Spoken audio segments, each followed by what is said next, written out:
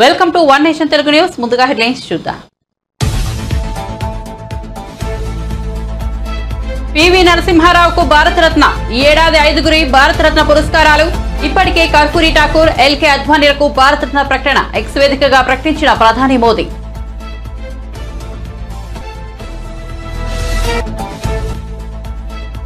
ఢిల్లీ పర్యటనకు వెళ్లిన AP CM Jagan పార్లమెంటులోని ప్రధాని కార్యాలయంలో మోదీతో భేటీ. దాదాపు గంటన్నర పాటు సాగిన సమావేశం అనంతరం నిర్మలా సీతారామన్ను కలిసిన సీఎం జగన్.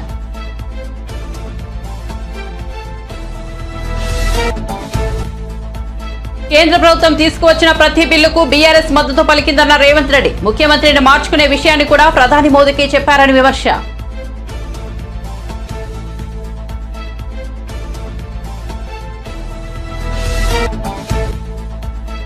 తెలంగాణ అసెంబ్లీలో ఆటో డ్రైవర్ల సమస్యలపై వాడివేడి చర్చ.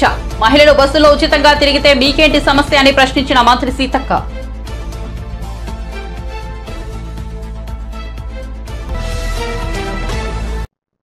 ఇక వార్త వివరాల్లోకి వెళ్తే తెలుగు జాతి ఆణిముత్యం, బహుభాషా కోవిదుడు, ఆర్థిక సంస్కరణల పితామహుడు మాజీ ప్రధాని పివి నరసింహారావుకు భారత ప్రభుత్వం దేశ అత్యున్నత పౌర పురస్కారం భారతరత్న ప్రకటించింది. పివితో పాటు మాజీ ప్రధాని చౌహాన్ చరణ్ సింగ్, హరిత విప్లవ పితామహుడు ఎంఎస్ స్వామినాథన్లకు కూడా భారతరత్న ప్రకటించింది. ఈ విషయాన్ని ప్రధాని నరేంద్ర మోదీ ఎక్స్ వేదికగా ప్రకటించారు. ఇప్పటికే ఎల్కే అద్వానీ, కర్పూరి ఠాకూర్లకు భారతరత్న ప్రకటించిన సంగతి తెలిసిందే. దీంతో ఈ ఏడాది మొత్తం 5గురికి భారతరత్న ప్రకటించినట్టుంది. పివికి భారతరత్న రావడంపై ఇరు తెలుగు రాష్ట్రాల్లో సంతోషం వ్యక్తమవుతోంది. 1921 జూన్ 28న వరంగల్ జిల్లా నర్సంపేట మండలం లక్నేపల్లిలో పివి జన్మించారు. 1991 జూన్ 21 నుంచి 1996 మే 16 వరకు భారత ప్రధానిగా ఆయన సేవలందించారు. 1971 సెప్టెంబర్ 30 నుంచి 1973 జనవరి 10 వరకు ఉమ్మడి ఆంధ్రప్రదేశ్ 4వ ముఖ్యమంత్రిగా బాధ్యతలను నిర్వర్తించారు. కేంద్ర హోంమంత్రి, భారత విదేశాంగ మంత్రి, భారత రక్షణ మంత్రిగా ఆయన దేశానికి ఎనలేని సేవ చేశారు. ప్రధానిగా పివి తీసుకొచ్చిన ఆర్థిక సంస్కరణలు దేశ ఆర్థిక స్వరూపాన్ని సమూలంగా మార్చేశాయి. ఈ రోజు భారత్ బలమైన ఆర్థిక శక్తిగా ఎదుగుతుండటం వెనుక ఆయన ఆ రోజు వేసిన పునాదులే కారణం. మాజీ ప్రధాని, తెలుగు జాతి ముద్దుబిడ్డ పివి నరసింహారావుకు భారత ప్రభుత్వం అత్యున్నత పౌర పురస్కారం భారతరత్న ప్రకటించిన సంగతి తెలిసిందే. ఈ నేపథ్యంలో బీఆర్ఎస్ అధినేత కేసీఆర్ సంతోషాన్ని వ్యక్తం చేశారు. తెలంగాణ బిడ్డ, భారత మాజీ ప్రధాని పివి నరసింహారావు గారికి దేశ అత్యున్నత పురస్కారం భారతరత్న దక్కడం సంతోషకరమని ఆయన పేర్కొన్నారు. ఈ పురస్కారం తెలంగాణ ప్రజలకు దక్కిన గౌరవమని చెప్పారు. పివికి భారతరత్న ప్రకటించాలని బీఆర్ఎస్ పార్టీ చేసిన డిమాండ్ను గౌరవించి ఆయనకు భారతరత్న ఇవ్వడం పట్ల కేంద్ర ప్రభుత్వానికి ధన్యవాదాలు తెలిపారు. BRS working president KTR X వేదికగా స్పందిస్తూ మాజీ ప్రధాని పివి నరసింహారావును కేంద్ర ప్రభుత్వం భారతరత్నతో గౌరవించడం సంతోషంగా ఉందని అన్నారు. ఈ నిర్ణయం తీసుకున్న ప్రధాని మోదీకి కృతజ్ఞతలు తెలియజేసుకుంటున్నానని అన్నారు. కేసీఆర్ నేతృత్వంలోని తెలంగాణ ప్రభుత్వం పివి శతాబ్ది ఉత్సవాలు నిర్వహించినప్పటి నుంచి ఆయనకు భారతరత్న ఇవ్వాలని కేంద్ర ప్రభుత్వాన్ని తాము డిమాండ్ చేస్తూనే ఉన్నామని పేర్కొన్నారు. భారత మాజీ ప్రధాని పివి నరసింహారావుకు మరణానంతరం భారతరత్న ప్రకటించడంపై టీడీపీ జాతీయ అధ్యక్షుడు చంద్రబాబు నాయుడు సంతోషం వ్యక్తం చేశారు. ఈ నెల ముద్దుబిడ్డ మాజీ ప్రధాని పివి నరసింహారావుకు భారతరత్న ప్రకటించడం ప్రపంచవ్యాప్తంగా ఉన్న తెలుగు వారందరికీ గర్వకారణమని పేర్కొన్నారు. భారతరత్న పురస్కారానికి ఆయన అన్ని విధాల అర్హులని కొనియాడారు. సుప్రసిద్ధ పండితుడు, నాయకుడు, ఆర్థికవేత్త, రచయిత, రాజనీతిజ్ఞుడు, బహుభాషావేత్త, మానవతావాది మన పివి నరసింహారావుని కీర్తించారు. పివి నరసింహారావు దృఢమైన నాయకత్వంలో అంకురించిన ఆర్థిక సంస్కరణలు కష్టకాలంలో దేశాన్ని ముందుకు నడిపించాయని చంద్రబాబు వివరించారు. మహోన్నత భారతదేశానికి ప్రపంచ వేదికపై సమున్నత స్థానం లభించిందంటే అది పివి దార్శనికత వల్లేనని స్పష్టం చేశారు. అనేక సందర్భాల్లో ఆ మహానీయుడిని కలుసుకోవడం తనకు లభించిన అదృష్టంగా భావిస్తానని చంద్రబాబు ఆనందం వ్యక్తం చేశారు. రాష్ట్రం పట్ల, దేశం పట్ల ఆయన ఆలోచన దృష్టి నుంచి స్ఫూర్తి పొందుతుంటానని వివరించారు. దివంగత మాజీ ప్రధాని పివి నరసింహారావుకు కేంద్ర ప్రభుత్వం భారత అత్యున్నత పౌర పురస్కారం భారతరత్నను ప్రకటించింది. ఈ ప్రకటనపై పివి కూతురు బీఆర్ఎస్ ఎమ్మెల్సీ సురభి వాణిదేవి హర్షం వ్యక్తం చేశారు. అసెంబ్లీ మీడియా పాయింట్ వద్ద ఆమె మాట్లాడుతూ పివికి భారతరత్న ఇవ్వడం ప్రధాని నరేంద్ర మోదీ సంస్కారానికి నిదర్శనమన్నారు. పార్టీలకు అతీతంగా పివి సేవలను ప్రధాని మోదీ గుర్తించారని వ్యాఖ్యానించారు. తన తండ్రికి భారతరత్న ఇవ్వడంతో ఆ పురస్కారానికి విలువ పెరిగిందన్నారు. పివి నరసింహారావు ప్రధానిగా బాధ్యతలు చేపట్టే నాటికి దేశం ఆర్థికంగా సంక్షోభంలో ఉందని గుర్తు చేశారు. సమస్యలకు శాశ్వత పరిష్కారాన్ని పివి ఆలోచించారన్నారు. భయం, మొహమాటం లేకుండా ప్రజల సంక్షేమమే ధ్యేయంగా జీవించారని పేర్కొన్నారు. తరతరాలకు సరిపోయే సంస్కరణలను ఆయన తీసుకొచ్చారన్నారు. పివికి భారతరత్న దక్కడంపై కుటుంబ సభ్యులు, తెలంగాణ ప్రజలు హర్షం వ్యక్తం చేస్తున్నారన్నారు. పివిని గౌరవించుకోవడం అంటే మనల్ని మరో గౌరవించుకోవడమేనని పేర్కొన్నారు. హ్యాపీ మూమెంట్ ఇది. ఒక చారిత్రాత్మక రోజు ఇవాళ. ఒక చరిత్రలో స్వర్ణాక్షరాలతోని లిఖించదగ్గ మంచి రోజు ఇది. తెలంగాణ గడ్డ మీద కొట్టిన మన తొలి తెలుగు ప్రధాని కీర్తిశేషులు శ్రీ పివి నరసింహారావు గారికి భారతరత్న అనౌన్స్ చేయడం అనేది చాలా చాలా సంతోషించే రోజు ఈరోజు. దేశ ప్రజలు అందరూ కూడా చాలా సంతోషంగా ఉన్నారు. కంటిన్యూస్గా ఫోన్ కాల్స్ వస్తున్నాయి. ఇప్పుడు భారతరత్న విలువ ఎక్కువైపోయిందేమో పివి గారికి ఇచ్చి అని నేను అనుకుంటాను. తొలి తెలుగు ప్రధాని మన తెలంగాణ నుంచి మొట్టమొదటిసారి, దక్షిణాది నుంచి అప్పటిదాకా ప్రధానినే లేరు మనకు. ఏవైనా ఉత్తరాది వాళ్లే ప్రధానులు, కానీ ఒక తెలుగు వారు కూడా ఒక దక్షిణాది నుంచి కూడా ప్రధానులు కావచ్చు అనే ఒక ఆదర్శప్రాయమైన గొప్ప వ్యక్తి. ఊరికే అలా అవ్వడం, అలా తన టర్మ్ అయిపోయినాక వెళ్ళిపోవడం అని కాకుండా ప్రపంచంలోనే జ్ఞాపకం ఉంచుకునేటువంటి గొప్ప సంస్కరణలు చేశారు ఆయన టైంలో. మీరందరూ కూడా చిన్నపిల్లలు అనుకుంటాను, ఇక్కడ కనిపిస్తున్న వాళ్ళందరూ కూడా వయసు రీత్యా 1992, 91 అది చూసుకోండి. 91, 92లో దేశ పరిస్థితి ఎలా ఉండేది, ఎటువంటి స్థితిలో ఉండేది, ఎటువంటి ప్రమాదపు అంచులో ఉండేది అనే సంగతి కాస్త చరిత్ర పుటల్లో చూడండి. కానీ నన్ను ప్రధాని చేసినప్పుడు ఎటువంటి భయం లేకుండా, ఎవరికి కూడాను మొహమాటం లేకుండా, బాగా జ్ఞాపకం పెట్టుకోండి. ఇంకా ఎవరో మొహమాటాన్ని చేస్తే ఏమనుకుంటారో అనే ఎటువంటి విచారం లేకుండా ప్రజల క్షేమమే తన జీవితం. ఈ ఏజ్లో నన్ను ప్రధాని చేసిండ్రు అని అంటే ప్రజలకు ఏదో చెయ్యాలి అని ఒక గొప్ప తీవ్రమైన కాంక్షతో, ప్రజలే ఫస్ట్ ప్రయారిటీ, ఇంకేమీ లేదు. అది కూడా వచ్చిన ప్రాబ్లమ్ని టెంపరీ సొల్యూషన్స్ కాదు, పర్మనెంట్ సొల్యూషన్స్. పర్మనెంట్ సొల్యూషన్స్ అంటే ఒక సంవత్సరానికో 2 సంవత్సరాలకో ఆయన టర్మ్ కోసమే కాదు, తరతరాలకి సరిపోయేటువంటి సంస్కరణలు ఏ శాఖలోనైనా సరే, హెచ్ఆర్డి కావచ్చు, ఆర్థిక సంస్కరణలు కావచ్చు, విదేశీంగ విధానం కావచ్చు, ఇలాంటి అనేక విషయాలను మీరు ఒక్క సబ్జెక్ట్ తీసుకుంటే చాలు, మీకు 2-3 రోజులు సరిపోతుంది చదవటానికే. అలాంటి సంస్కరణలు చేసిన సంస్కరణల ఆద్యుడు శ్రీ పివి నరసింహారావు గారికి కొంచెం లేట్ అయినా పర్వాలేదు. దేశంలో అత్యున్నత పురస్కారం భారతరత్న, దానికి ఇవ్వడం అనేది మనం తెలంగాణ ప్రజలు అందరం చాలా సంతోషిస్తున్నారు. కుటుంబ సభ్యులు అందరం కూడా చాలా వీఆర్ వెరీ ఎక్సైటెడ్. అట్లాగే దీనికి ఆద్యుడు మళ్ళా చెప్పుకోవచ్చు మనం.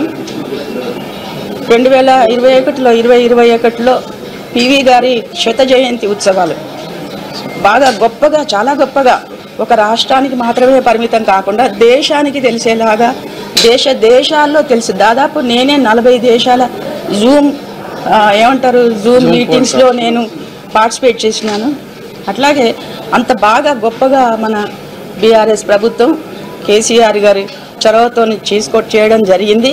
అది చాలా బాగా పనిచేసింది. అంటే పివి గారు అంటే ఎటువంటి వ్యక్తి, ఎటువంటి ప్రధాని అని. ఆ తర్వాత 2 ఏళ్ల క్రితం నేను ఢిల్లీలో తీన్మూర్తి భవన్లో మన ప్రధానులు చేసిన అన్ని, మన దేశ ప్రధానులందరూ చేసిన ఒక మ్యూజియం చేశారు, జాతీయ పార్టీ. చాలా చాలా అద్భుతంగా ఉంది. అందులో పివి గారు ఇనాగ్రేషన్కి వెళ్ళినప్పుడు పివి గారి గురించి చెప్తుంటే అది ఎంతో చాలా గర్వంగా అనిపిస్తుంది. అందరికీ డే రెండెడ్ సర్వీసెస్ అని ఒక సెంటెన్స్ చెప్తే పివి గారి గురించి చేసిన సంస్కరణలు ఒక 3-4 మినిట్స్ దాకా కంటిన్యూస్గా, అంటే అంతమంది ప్రధానులు ఎక్కువ టైం కేటాయించింది నెహ్రూ తర్వాత పివి గారికి. ఇదంతా చాలా గర్వించదగ్గ విషయం. అయితే పార్టీలకు అతీతంగా పివి గారు, బీజేపీ ప్రభుత్వం కాదు కదా, ఇప్పుడు కేంద్రంలో ఉన్నది బీజేపీ ప్రభుత్వం, అయినా పివి గారిని గుర్తించి, ఎవరూ గుర్తించని పివి గారిని గుర్తించి భారతరత్న ఇవ్వడం అనేది చాలా అనే సంస్కారానికి నిదర్శనం, మన ప్రధాని గారి సంస్కారానికి నిదర్శనం. ఇక్కడి నుంచి మొదలైంది, మన కేసీఆర్ ప్రభుత్వం నుంచి మొదలైతే మళ్ళీ జాతీయ స్థాయిలో మళ్ళీ భారతరత్న ఇవ్వడం అనేది పెద్ద రికగ్నిషన్. తెలంగాణ శాసన మండలిలో తీవ్ర గందరగోళం నెలకొంది. శాసన మండలి సభ్యులపై ముఖ్యమంత్రి రేవంత్ రెడ్డి అనుచిత వ్యాఖ్యలు చేశారని, వెంటనే ఆయన క్షమాపణలు చెప్పాలని బీఆర్ఎస్ ఎమ్మెల్సీలు డిమాండ్ చేశారు. సభ మర్యాదలను కాపాడాల్సిన ముఖ్యమంత్రి సభ్యుల గురించి అగౌరవంగా మాట్లాడడం సరికాదని అన్నారు. బీఆర్ఎస్ సభ్యులు పోడియంలోకి దూసుకెళ్లి ఆందోళన చేశారు. ఈ క్రమంలో సభను శాసనమండలి చైర్మన్ 10 నిమిషాల పాటు వాయిదా వేశారు. ముఖ్యమంత్రిపై వచ్చిన ఫిర్యాదును అసెంబ్లీ సెక్రటరీకి పంపామని మండలి చైర్మన్ తెలిపారు. మరోవైపు శాసనసభ ప్రాంగణంలో మహాత్మా జ్యోతిరావు పూలే విగ్రహం ఏర్పాటుపై మండలిలో బీఆర్ఎస్ ఎమ్మెల్సీ కవిత వాయిదా తీర్మానం ఇచ్చారు. విగ్రహం ఏర్పాటు ఆవశ్యకతపై సభలో చర్చించాలని ఆమె కోరారు.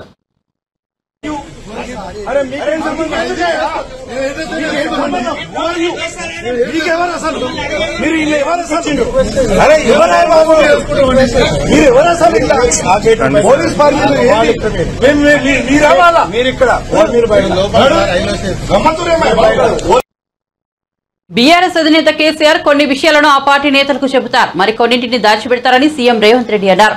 అసెంబ్లీలో గవర్నర్ ప్రసంగానికి ధన్యవాదాలు తెలిపే తీర్మానం సందర్భంగా ముఖ్యమంత్రి మాట్లాడారు. 10 ఏళ్లుగా కేంద్రంలోని బీజేపీ ప్రభుత్వానికి బీఆర్ఎస్ అండగా నిలిచిందని విమర్శించారు. కేంద్ర ప్రభుత్వం తీసుకొచ్చిన ప్రతి బిల్లుకు బీఆర్ఎస్ మద్దతు పలికిందన్నారు. ఆ రెండు పార్టీల నేతలు కలిసి పలుమార్లు చర్చించుకున్నారన్నారు. ముఖ్యమంత్రిని మార్చుకునే విషయాన్ని కూడా ప్రధాని మోదీ ఇక్కడికి వచ్చి చెప్పారన్నారు. ముఖ్యమంత్రులను మార్చుకోవడం మీ అంతర్గత విషయం, కానీ దీనిని కూడా మోదీ చెప్పారంటే బీఆర్ఎస్ బీజేపీ ఫెవికాల్ బంధం తెలుస్తోందన్నారు. కానీ ఈ విషయం ఇతర బీఆర్ఎస్ నేతలకు తెలియదేమో అన్నారు. 2014 నుంచి 2023 చివరి వరకు పార్లమెంట్లో ఏ సందర్భంలో అయినా ఎన్డీఏకు బీఆర్ఎస్ మద్దతు పలికిందన్నారు. నుంచి బహిష్కరించడం జరిగింది. ఆ సందర్భంగా ఎమ్మెల్యేలు ఏం చెప్పిందంటే, అయ్యా మీ అల్లుడు గారే మమ్మల్ని ఇక్కడ ఓటేయమని చెప్తే మేము పోయి అక్కడ ఓటేసినాము, ఓటేయమన్నా మీ అల్లుడినేమో ఇంట్లో పెట్టుకున్నావు, మమ్మల్ని పార్టీ నుంచి ఎట్లా బహిష్కరిస్తామని వాళ్ళు మాట్లాడడంతో తిరిగి 2014లో వారికి టికెట్లు ఇవ్వడం జరిగింది. నెంబర్ 1. నెంబర్ 2, 2014 నుంచి 2023 వరకు పార్లమెంటులో ఏ సందర్భం వచ్చినా అధికారికంగా అక్కడ రికార్డులు ఉన్నాయి. కావాలంటే వారి పెద్దలు పోచారం శ్రీనివాసరెడ్డి గారు, నామ నాగేశ్వరరావు గారికో లేకపోతే కేశవరావు గారికో వారు అడిగితే ఎన్ని బిల్లులు వచ్చినప్పుడు లోక్సభలో కానీ రాజ్యసభలో కానీ వారు ఎవరి పక్షాన నిలబడి ఎవరికి మద్దతు పలికినరో అక్కడ సజీవంగా సాక్ష్యాలు ఉంటాయి. 3 తలాక్ కావచ్చు, 370 ఆర్టికల్ కావచ్చు, రైతు వ్యతిరేక నల్ల చట్టాలు కావచ్చు, జీఎస్టీ కావచ్చు, నోట్ల రద్దు కావచ్చు, ఇట్లా చెప్పుకుంటూ వెళ్తే కొన్ని వందల బిల్లులు లోక్సభలో రాజ్యసభలో వచ్చినప్పుడు టిఆర్ఎస్ పార్టీ స్పష్టంగా ఒక సందర్భంలో రాజ్యసభ సభ్యుడు అక్కడ బిల్లు ఉన్నదంటే ప్రత్యేకమైన విమానం వేసుకొని పోయి మోడీ గారికి అనుకూలంగా ఓటేయడం జరిగింది. Bharatiya Janata party, BRS, BJP ఒకే రకమైన ఆలోచన విధానంతో గత 10 సంవత్సరాలు ప్రభుత్వాలను కలిసి నడుపుకున్నారు. వాళ్ళిద్దరు కలిసి చర్చించుకున్నారు. ఇంతెందుకు వాళ్ళ పార్టీ అంతర్గత విషయం ముఖ్యమంత్రి గారిని మార్చాలని ఇక్కడ చాలా మంది మాజీ మంత్రులు చంద్రశేఖరరావు గారిని దించేసేయాలి, తారక రామారావు గారిని ముఖ్యమంత్రిని చేయాలని చెప్పి ఆ మంత్రివర్గంలో ఉన్న వాళ్ళే చంద్రశేఖరరావు గారి మీద అవిశ్వాసం ప్రకటించి తారక రామారావు గారిని ముఖ్యమంత్రిని చేయండి అని వాళ్ళు మాట్లాడినరు. వాళ్ళందరూ ఒత్తిడి తట్టుకోలేక చంద్రశేఖరరావు గారు వెళ్ళి నరేంద్ర మోడీ ప్రధానమంత్రిని కలిసి నేను అక్కడి నుంచి మా వాళ్ళు తప్పుకోమంటుండ్రు, తప్పుకుంటా తారక రామారావు గారిని తెలంగాణ రాష్ట్రానికి ముఖ్యమంత్రిని చేస్తా, మీరు నాకు అనుమతి ఇవ్వమని అడిగినరని, నేను వారసత్వ రాజకీయాలు లేకపోతే రాచరికాలను నేను సమర్థించను, నేను వ్యతిరేకిస్తున్నా, అది ఎలా సాధ్యమో అని నేను చంద్రశేఖరరావును నిలదీసినని భారత ప్రధానమంత్రి తెలంగాణ రాష్ట్రానికి వచ్చినప్పుడు స్పష్టంగా ప్రకటన చేసిండు. ఇప్పుడు పెద్దలు శ్రీనివాసరెడ్డి గారిని నేను అడుగుతున్నా, మీకు ఎలాంటి సంబంధాలు లేకపోతే, అనుబంధం లేకపోతే, ఆయన అనుమతితోనే మీరు నిర్ణయాలు తీసుకోకపోతే మీ పార్టీ అంతర్గత వ్యవహారం ముఖ్యమంత్రిని మార్చుకోవడం అనేది, అట్లాంటి విషయం కూడా మోడీ గారి అనుమతిని అడిగిందంటే మీ బంధం ఫెవికల్ బంధం.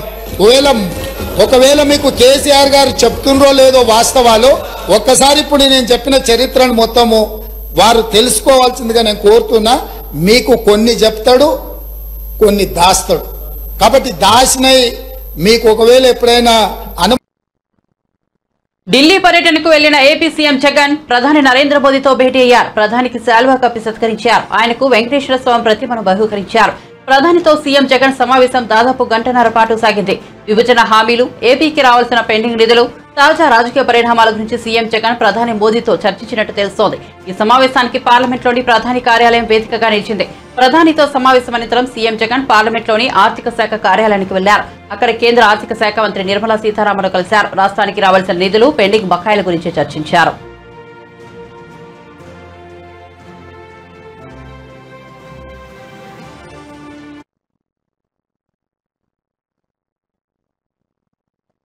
తెలంగాణ అసెంబ్లీలో ఆసక్తికర చర్చ జరిగింది. బీఆర్ఎస్ ఎమ్మెల్యే బల్లా రాజేశ్వరరెడ్డి మాట్లాడుతూ మహిళలకు ఫ్రీ బస్ జర్నీ ఇవ్వడం పట్ల ఆటో డ్రైవర్లు ఇబ్బంది పడుతున్నారంటూ ప్రస్తావించారు. ఈ వ్యాఖ్యలపై మంత్రి సీతక్క స్పందించారు. పేద మహిళలు ప్రయాణించేది ఆర్టీసీ బస్సులోనే అని, అలాంటి పేద మహిళలకు ఆర్టీసీ బస్సుల్లో ఉచిత ప్రయాణం కల్పిస్తే బీఆర్ఎస్ పార్టీ ఎమ్మెల్యేలు ఎందుకు ఏడుస్తున్నారని ప్రశ్నించారు. ఆమె మహిళలకు ఫ్రీ బస్సు ఉండాలా వద్దా అనే విషయంపై బీఆర్ఎస్ ఎమ్మెల్యేలు క్లారిటీ ఇవ్వాలని, పేద మహిళలకు ఎందుకు ఫ్రీ బస్సు జర్నీ వద్దని ఎందుకు అంటున్నారో చెప్పాలని డిమాండ్ చేశారు మంత్రి సీతక్క.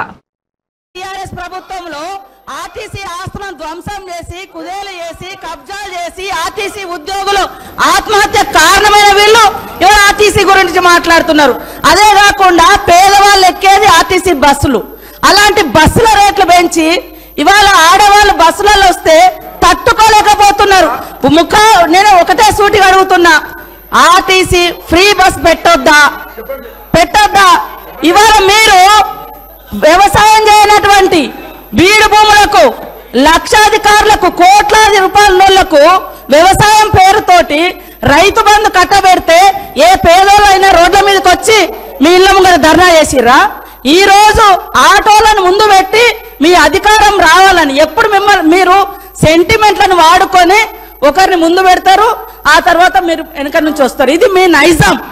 గతంలో కూడా అగ్గిపుల్లలు దొరకక డ్రామాలు చేస్తే పాపం వేరే పిల్లలు ఆత్మహత్య చేసుకున్నారు.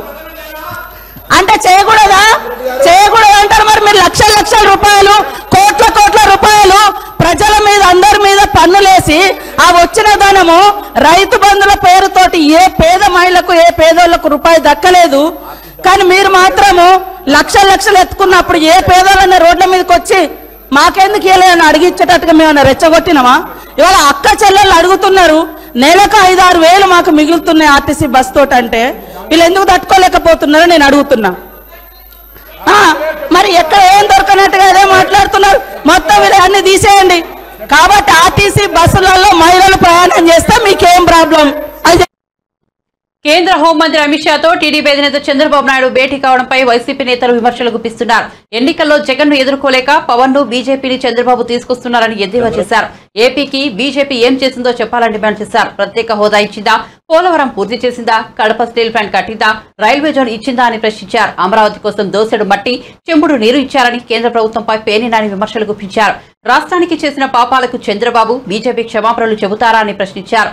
లేదా సిగ్గు ఎగ్గు లేకుండా జనం మధ్యకు వస్తారా అని అన్నారు. అధికారం కోసం చంద్రబాబు ఏ గడ్డైనా కరుస్తారని తీవ్ర వ్యాఖ్యలు చేశారు. భార్య పిల్లలు లేని వ్యక్తి మోదీ అని చంద్రబాబు తిట్టారని, ఇప్పుడు ఆయనతో కలిసి పోటీ చేయడంపై ప్రజలకు సమాధానం చెప్పాలని డిమాండ్ చేశారు. నాయుడు గారు భారతీయ జనతా పార్టీ అధ్యక్షుడి దగ్గరికి, అట్లాగే ఆ పార్టీ పూర్వపు అధ్యక్షుడి దగ్గరికి వెళ్లి అర్ధరాత్రి చర్చలు జరిపి వచ్చారని చెప్పనేది మా అందరం వింటున్నాం, టీవీలో చూసాం. ఈ అర్ధరాత్రి చర్చలు ప్రభుత్వంతో జరిపారంటే ఎవరికి అభ్యంతరం ఉండదు, భారత ప్రభుత్వంతో నడిపారంటే. కానీ ఒక రాజకీయ పార్టీతో అర్ధరాత్రి చర్చలు జరపడం వెనక అంటే 5 ఏళ్ల క్రితం 2014లోనేమో భారతీయ జనతా పార్టీ దేశానికి చాలా అవసరం, ఈ రాష్ట్రం బాగుపడాలంటే భారతీయ జనతా పార్టీతో కలిసి వెళ్లాలని చెప్పి మాట్లాడు, వాళ్ళతో చట్టాపట్టాలు వేసుకుని 4 ఏళ్లు వీళ్ల ప్రభుత్వంలో వాళ్ళు, వాళ్ళ ప్రభుత్వంలో వీళ్లు కలిసి కాపురం చేసి చివరి 6 నెలల్లో ఈ రాష్ట్రానికి మోడీ ద్రోహం చేశాడు, ఈ రాష్ట్రానికి బీజేపీ పార్టీ ద్రోహం చేసింది, ప్రత్యేక హోదా ఇవ్వలేదు, మరి అది ఇవ్వలేదు, ఇది ఇవ్వలేదు, ఏం చేయలేదు, పోలవరానికి సరిగ్గా డబ్బులు ఇవ్వలేదు, ఇట్లాంటివన్నీ కూడా మాట్లాడి బూతులు తిట్టినటువంటి వ్యక్తి. నాకు భార్య ఉంది, నాకు కొడుకున్నాడు, నాకు మనవడున్నాడు, కానీ మోడీకి ఎవరున్నారు? భార్య లేదు, కుటుంబం లేదు. కుటుంబం లేనోడు నాతో పోటీనా? ఏం చేస్తాడు? ఈడీ ఉంది, ఈడీతో బెదిరిస్తావా? బడ్జెట్ సమావేశాల నేపథ్యంలో బీఆర్ఎస్ ఎమ్మెల్యేలు, ఎమ్మెల్సీలు ఆటోలో అసెంబ్లీకి తరలి వెళ్లారు. ఆటో డ్రైవర్ల విషయంలో కాంగ్రెస్ ప్రభుత్వ వైఖరి నిరసనగా ఈ కార్యక్రమం చేపట్టారు. హైదర్గూడ ఎమ్మెల్యే క్వార్టర్స్ నుంచి అసెంబ్లీ వరకు ప్రయాణించారు. ఆటో కార్మికులను ప్రభుత్వం ఆదుకోవాలని ప్రకటనలు ప్రదర్శించారు. 6.5 లక్షల మంది రోడ్డును పడ్డారని, వారికి నెలకు 10,000 ఇవ్వాలని మాజీ మంత్రి సిద్దిపేట ఎమ్మెల్యే హరీష్ రావు డిమాండ్ చేశారు. మరణించిన ఆటో కార్మికుల కుటుంబాలకు 10 లక్షల పరిహారం అందించాలని కోరారు. రాష్ట్రంలో కాంగ్రెస్ పార్టీ అధికారంలోకి వచ్చిన తర్వాత ఆటో డ్రైవర్ల జీవితాలన్నీ కూడా రోడ్డు మీద పడ్డాయి. ఇవాళ ఆటో కార్మికులు ఇప్పటి వరకు ఈ 2 నెలల కాలంలో 21 మంది ఆటో కార్మికులు ఆత్మహత్య చేసుకున్నారు. ప్రభుత్వం ఉచిత బస్సు ప్రయాణాన్ని ప్రారంభించడం మంచిదే, దాన్ని మేము ఆహ్వానిస్తూ ఉన్నాం. అయితే ఆటో కార్మికుల్ని కూడా ఈరోజు కాపాడుకోవాల్సిన బాధ్యత ప్రభుత్వం మీద ఉంది. రాష్ట్రంలో 6,50,000 మంది ఆటో కార్మికులు ఈఎంఐలు కట్టలేక మరి ఎంతో మంది ఉపవాసాలు ఉన్నటువంటి పరిస్థితి ఉంది. ఈ చనిపోయిన ఆటో కార్మికుల కుటుంబాలకు ఒక్కొక్కరికి 10 లక్షల రూపాయల ఎక్స్గ్రేషియా ఇవ్వాలని, రేపు ప్రవేశపెట్టే బడ్జెట్లో ఆటో కార్మికులకు నెలకు 10,000 రూపాయల జీవన భృతి కల్పించే విధంగా బడ్జెట్లో పొందుపరచాలని డిమాండ్ చేస్తూ బీఆర్ఎస్ పార్టీ ఎమ్మెల్యేలము ఎమ్మెల్సీలము ఇవాళ ఆటోలో మేము అసెంబ్లీకి బయలుదేరుతా ఉన్నాం. ఇవాళ ఆటో కార్మికుల కోసము 6,50,000 ఆటో కార్మికులకి మద్దతుగా ఇవాళ బీఆర్ఎస్ పార్టీ కేసీఆర్ గారి నాయకత్వంలో ఇవాళ అందరం కూడా పెద్ద ఎత్తున అసెంబ్లీకి అందరం ఎమ్మెల్యేలము ఎమ్మెల్సీలను కలిసి అసెంబ్లీకి పోతా ఉన్నాం. ఖచ్చితంగా ఈ వచ్చే బడ్జెట్ సెషన్లో ఖచ్చితంగా ఈ ఆటో వాళ్ళందరికీ కూడా ప్రత్యేకంగా నెలకి 10,000 రూపాయలు ఇవ్వాలి. ఆ చనిపోయిన 21 మంది ఆటో కుటుంబాలందరికీ కూడా ఎక్స్గ్రేషియా 10 లక్షల రూపాయలు ఇవ్వాలని మేము డిమాండ్ చేస్తా ఉన్నాం. జై Telangana. India Today C voter mood of the nation సర్వేలో టీడీపీకి 17 లోక్సభ స్థానాలు, వైసీపీకి 8 లోక్సభ స్థానాలు వస్తాయని పేర్కొనడం తెలిసిందే. దీనిపై టీడీపీ బొలిట్ బ్యూరో సభ్యుడు బోండా ఉమా స్పందించారు. జాతీయ మీడియాలో వచ్చిన సర్వేతో వైసీపీ దుకాణం బంద్ అంటూ వ్యాఖ్యానించారు. చంద్రబాబు అమిత్ షా భేటీతో వైసీపీ వర్గాల్లో వణుకు పుడుతోందని ఎద్దేవా చేశారు. రాబోయే ఎన్నికల్లో 60% ఓటు బ్యాంకుతో టీడీపీ జనసేన కూటమి క్లీన్ స్వీప్ చేయబోతోందని బోండా ఉమా స్పష్టం చేశారు. జగన్ దెబ్బకు అసెంబ్లీ నుంచి మంత్రులు, వైసీపీ ఎమ్మెల్యేలు పారిపోతున్నారని వ్యంగ్యం ప్రదర్శించారు. 60% పైన ఓట్లతో clean sweep Janasena Telugu Desam party కూటమి చేయబోతా ఉంది. ఇవాళ దానికే తాడేపల్లిలో పునాదులు కదులుతూ ఉన్నాయి. చివరి సమావేశాలు పెట్టాడు జగన్మోహన్ రెడ్డి, 4 రోజుల సమావేశాలు అసెంబ్లీలో. కనీసం పట్టుమని 20 మంది ఎమ్మెల్యేలు లేరు. కనీసం 26 మంది మంత్రులు ఉంటే 26 మంది మంత్రులు 3-4 తప్పితే అసెంబ్లీలో ఆ బడ్జెట్ ప్రవేశపెట్టినటువంటి పెట్టకథల మంత్రి లేదంటే ఇంకొక 2 వీళ్ళు తప్పితే మంత్రులు కూడా లేరంటే 26 మంది మంత్రులు వాళ్ళు వచ్చిన వైసీపీకి మరి కనబడేవాళ్ళు సంఖ్య. వాళ్ళు కూడా రాలేదు అసెంబ్లీ కంటే ఇంకా జగన్మోహన్ రెడ్డి మొహం చూస్తానికి వైసీపీ ఎమ్మెల్యేలకు కానీ మంత్రులకు కానీ రాష్ట్రంలో ప్రజలకు కానీ ఇంకా నీ పని అయిపోయింది జగన్మోహన్ రెడ్డి అని నీ సొంత పార్టీ వాళ్ళు చెప్తా ఉన్నారు. మేం కాదు, జాతీయ స్థాయిలో సర్వేలు చెప్తున్నాయి, ప్రజలు చెప్తున్నారు, mood of the state public చెప్తా ఉంది. దాన్నే సర్వేల్లో ఇండియా టుడే సి ఓటరు, గతంలో వీళ్ళు ఇదే ఇండియా టుడే సి ఓటరు అలాగే వాళ్ళ టీంలు 2019లో వైసీపీ అధికారంలోకి వస్తామని చెప్పారు వీళ్ళు. ఆ రోజు మేము అధికారంలో ఉన్నాం, తెలుగుదేశం అధికారంలో ఉన్నప్పుడు ఇదే జాతీయ సర్వే సంస్థలు ఆంధ్రప్రదేశ్లో సర్వే చేసినప్పుడు వైసీపీ అధికారంలోకి రాబోతా ఉంది. ఇదిగోండి వైసీపీ క్లీన్ స్వీప్ అని 2019లో వాళ్ళు ఇచ్చినటువంటి జాతీయ స్థాయి సంస్థలు ఇచ్చినటువంటి సర్వే. ఇవాళ సాక్షి పత్రిక, ఈరోజు సాక్షి పత్రిక పేపర్ ఇది, సి ఓటర్కి నేతి బీర సర్వే అంటే వైసీపీ గెలుస్తుందంటేనేమో సూపరాళ్ళు, లేకపోతేనేమో పాపరు. ఈ విధంగా సజ్జల రామకృష్ణారెడ్డి, ఎందుకంటే ఈ సలహాదారులు మరి 140 కోట్లు సజ్జల రామకృష్ణారెడ్డి మేసేశాడు. ఇలాంటి మేతగాళ్ళందరూ ఇంకా వైసీపీ అధికారంలోకి పోతుంది అని అంటే ఎక్కడ నమ్మలేకపోతా ఉన్నారు. ఇంకా 60 రోజుల్లో పీక్కోవాల్సినంత పీక్కోవడానికి ప్రిపేర్ అయిపోయారు. ఇంకా వాస్తవాల్ని జీర్ణించుకోలేని పరిస్థితిలో ఉన్నారు. అందుకనే నేను 2 సాక్షి పేపర్ని 2019 సాక్షి పేపరు, ఆ రోజు జాతీయ సంస్థలు ఇచ్చినటువంటి సర్వే అపూర్వం అని వాళ్ళకి కోట్ల రూపాయల ఫీజులు అనేకమైనటువంటి జాతీయ మీడియా సంస్థలకి కట్టబెట్టారు డబ్బులు. ఏపీసీసీ అధ్యక్షురాలు వైఎస్ షర్మిలపై మంత్రి రోజా మరోసారి విమర్శలు గుప్పించారు. జగన్ కు జైలుకు పంపిన కాంగ్రెస్ పార్టీలతో చేతులు కలిపి రాష్ట్రానికి అన్యాయం చేస్తున్నారని మండిపడ్డారు. తెలంగాణలో పోరాటం చేస్తారని చెప్పుకున్న షర్మిల ఇప్పుడు కాంగ్రెస్ లో చేరి ఏపీలోకి ఎందుకు వచ్చారని ప్రశ్నించారు. ఏపీలో ఏ లబ్ధి పొందేందుకు కాంగ్రెస్ లో చేరారో చెప్పాలని అన్నారు.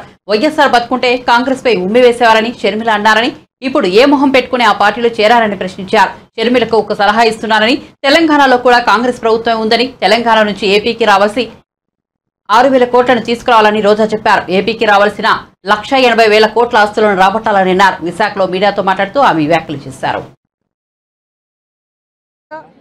అలాగే క్రీడాకారుల ద్వారా జగనన్నకి వీరందరి తరఫున కృతజ్ఞతలు తెలియజేసుకుంటున్నాను. సో ఇది చూసి కడుపు మంటతో ఏడ్చే పచ్చ ఛానళ్ళు ఈ మధ్య చూశాను. జగన్మోహన్ రెడ్డి గారి ఫోటో ఎందుకు బ్యాట్స్ మీద అని అడిగారు. ఒక ప్రభుత్వం చేసే కార్యక్రమం మీద ముఖ్యమంత్రి జగన్మోహన్ రెడ్డి గారి ఫోటో కాకుండా దిష్టి బొమ్మ అయిన చంద్రబాబు నాయుడు ఫోటో పెడతారా అని నేను అడుగుతున్నా. గతంలో చంద్రబాబు నాయుడు ముఖ్యమంత్రిగా ఉన్నప్పుడు ఆయన చేసిన వెల్ఫేర్ స్కీమ్స్ కానీ పారిపోయేలాగా తరిమి కొడతారని కూడా ఈ సందర్భంగా తెలియజేసుకుంటున్నాం. పారిపోయే ఒకసారి ఆవిడ ఇప్పుడు ఏ పార్టీలో ఉందో ఒకసారి గమనించాలి. ఈ రాష్ట్రాన్ని విడగొట్టింది కాంగ్రెస్. ఈ రాష్ట్రానికి ప్రత్యేక హోదా లేకుండా చేసింది కాంగ్రెస్. ఈ రాష్ట్రాన్ని ముక్కలు చెక్కలు వైఎస్ఆర్ గారు చనిపోయిన తర్వాత చేయటమే కాకుండా ప్రజలకు అండగా ఉన్న జగనన్న మీద తప్పుడు కేసులు పెట్టి జైల్లో పెట్టడమే కాకుండా వైఎస్ఆర్ గారి పేరును కూడా ఎఫ్ఐఆర్లో చేర్చింది కాంగ్రెస్ పార్టీయే. సో నిజంగా జగన్మోహన్ రెడ్డి గారు ఈ రాష్ట్రం గురించి ఆలోచిస్తున్నారా లేదా అనేది ఈ రాష్ట్ర ప్రజలకు తెలుసు. ఆయన ఎప్పుడు కేంద్రం వెళ్ళి మోడీ గారిని కానీ కేంద్ర మంత్రుల్ని కలిస్తే రాష్ట్ర ప్రయోజనాల కోసమే మాట్లాడుతున్నారు. అధికారంలో ఉన్నప్పుడు రోడ్ల మీద కూర్చొని పోరాడరు. మంత్రులతో మాట్లాడి రావాల్సిన నిధుల్ని రాబట్టి ఏ విధంగా అన్ని కార్యక్రమాలని పూర్తి చేస్తున్నారో మీరే గమనిస్తున్నారు. ఈరోజు నేను షర్మిల గారికి ఒక సలహా ఇస్తున్నాను. అమ్మ షర్మిల గారు, రేవంత్ గారు కాంగ్రెస్ లోనే ఉన్నారు కదా, మనకి రావాల్సిన 6,000 కోట్ల రూపాయలని 6,000 కోట్ల రావాల్సిన వాటిని తీసుకురండి రేవంత్తో మాట్లాడి. అలాగే 1,80,000 కోట్ల ఉమ్మడి ఆస్తులు ఏవైతే ఉన్నాయో వాటన్నిటిని కూడా సోనియా గాంధీతో రేవంత్తో మాట్లాడి తీసుకురావాలి. ఊరికే ఆంధ్రప్రదేశ్లో వచ్చి విషం చెందితే ప్రజలు ఎవరు కూడా నమ్మే పరిస్థితి లేదు అని కూడా ఈ సందర్భంగా తెలియజేసుకుంటున్నా. కేవలం జగన్మోహన్ రెడ్డి గారి మీద విషం చిమ్మటానికే చంద్రబాబు నాయుడు, సోనియా గాంధీ ఈరోజు షర్మిల గారిని ఆంధ్రప్రదేశ్లో కాంగ్రెస్ పార్టీలో పెట్టి ఈ విధంగా టూర్లు పెట్టిస్తున్నారు అనేది చిన్న పిల్లోడిని అడిగినా కూడా చెబుతారు. బులెటిన్ ముగించే ముందు హెడ్లైన్స్ మరోసారి చూద్దాం. పివి నరసింహారావుకు భారతరత్న, ఈ ఏడాది 5కి భారతరత్న పురస్కారాలు. ఇప్పటికే కర్పూరి ఠాకూర్, ఎల్కే అద్వానీలకు భారతరత్న ప్రకటన ఎక్స్ వేదికగా ప్రకటించిన ప్రధాని మోదీ.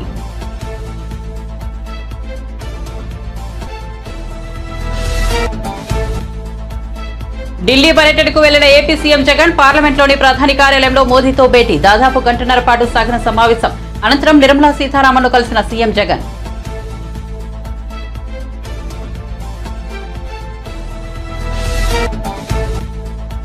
కేంద్ర ప్రభుత్వం తీసుకొచ్చిన ప్రతి బిల్లుకు బీఆర్ఎస్ మద్దతు పలికిందన్న రేవంత్ రెడ్డి. ముఖ్యమంత్రిని మార్చుకునే విషయాన్ని కూడా ప్రధాని మోదీకే చెప్పారని విమర్శ.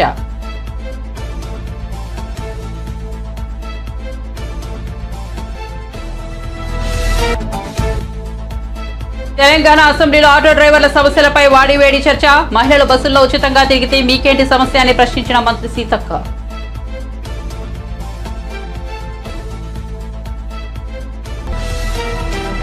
మరిన్ని అప్డేట్స్ కోసం చూస్తూనే ఉండండి వన్ నేషన్ తెలుగు న్యూస్.